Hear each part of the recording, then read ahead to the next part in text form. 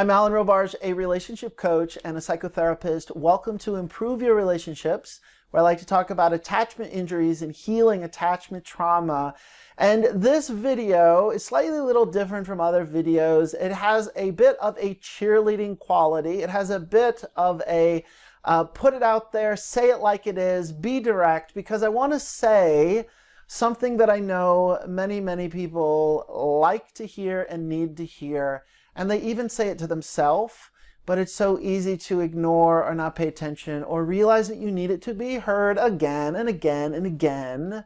And there's reasons for that, which I'll acknowledge. And the statement is, he's not going to change. Wake up.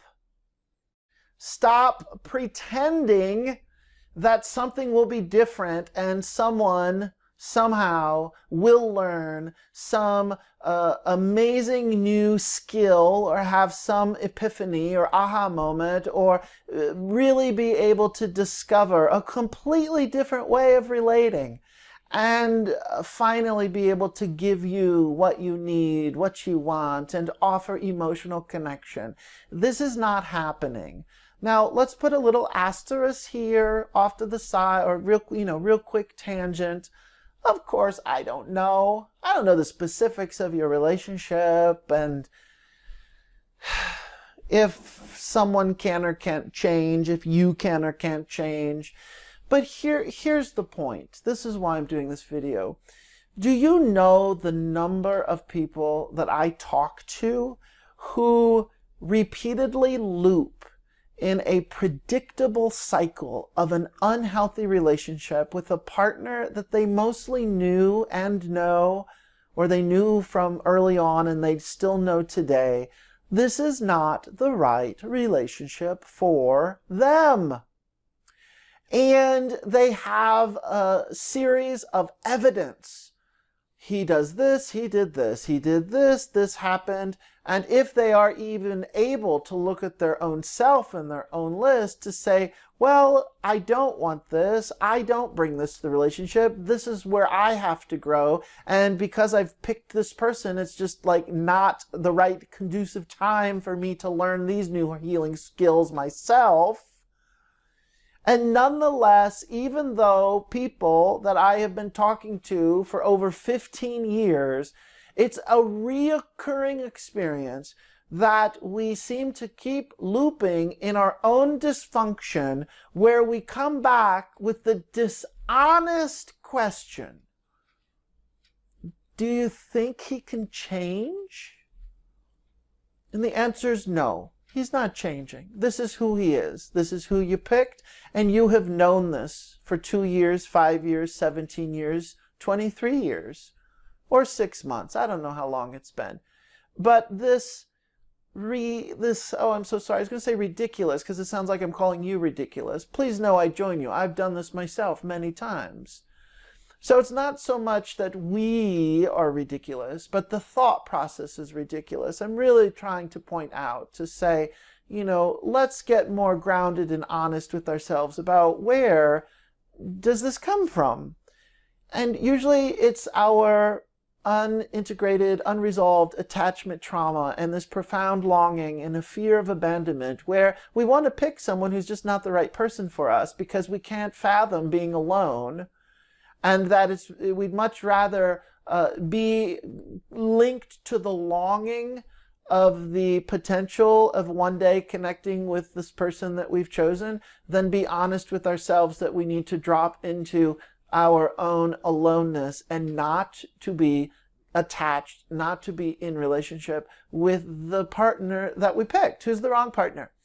And if you can very simply inventory, the last 5 days of your emotional distress, or you inventory the last year of how frequently do you feel disappointed, disconnected, that your emotional needs are not getting met, that the other person is failing you, that you feel rejected, you feel left out, you feel unknown, you feel unheard, you feel unseen.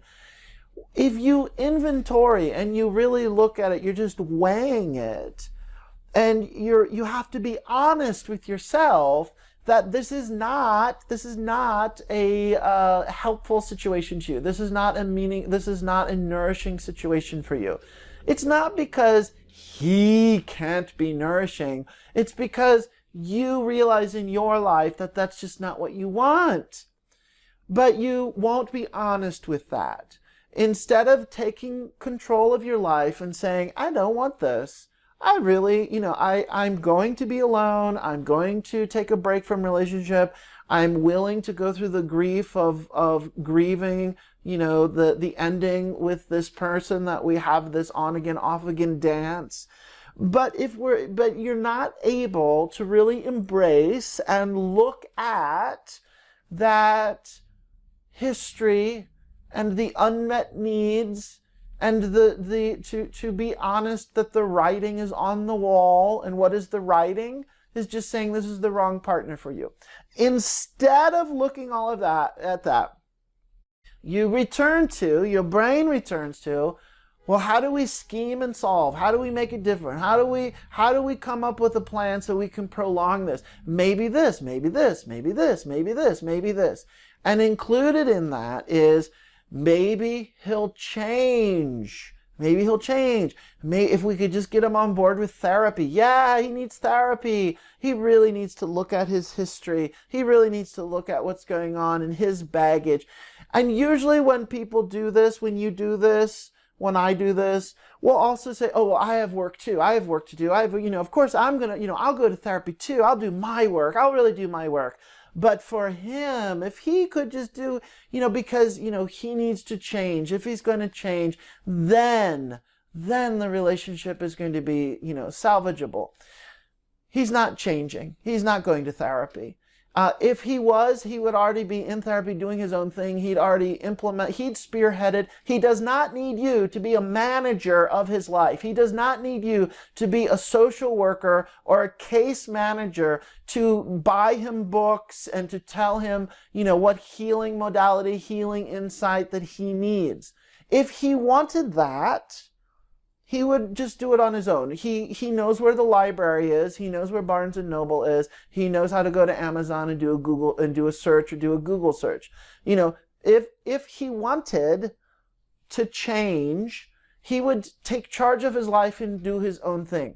The fact that you want to try to work so hard to give a very strong presentation, to get him on board, to go to therapy, to change, and to be who you want him to be, that says more about your codependency and that you're meddling in his life because you cannot look at your own profound grief and disappointment in the fact that you have picked the wrong partner. That doesn't mean he's a bad partner. That doesn't mean that he's an evil person. It just means that you're not being honest with yourself to give it a rest and to end. You don't know how to end. So this video is for anybody who needs to come back and hear this again and again and again. This is for the people at 2 a.m. in the morning who decide to text their ex with some confusing comment about, hey, I wish that we were still together. Why don't, I'm hoping that we can talk tomorrow. I so miss you. When we do that, many of us know when we do that we don't really want to be with this person. It's that we can't manage our own loneliness at 2 a.m. We can't manage our own longing at 2 a.m. And so we reach out and we're yet trying again to pull this person into a relationship. And then the moment that, we think that we're back together, or even the moment when we're trying to make something work, we're going to be disappointed and we're going to be frustrated. And he's just the same old person he's always been. And now you're even more justified in being angry and bitter. And then you're going to have to tell him once again how he needs to change. The message of this video, the point of this video is wake up. He's not changing, and it's time to be honest with yourself and make other plans for your life. Quit wasting your life. Quit wasting trying to make something happen and to be in charge of someone else's healing process that is not your job. focus on yourself and learn some skills that help you focus on yourself.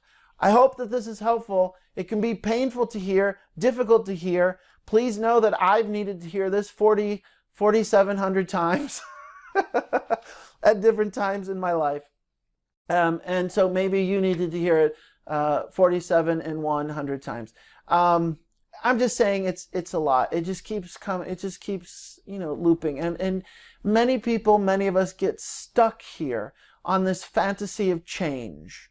And we have to realize that in and of itself is the way that we're lying to, we're being dishonest with ourselves. Thanks for watching. Take care of yourself. Empathy to you. Subscribe to this YouTube channel. If you also want to receive an email or a download of a handout that I created on healthy related, it's a checklist. Just go to alanrobarge.com/checklist. Thank you so much. See you next time.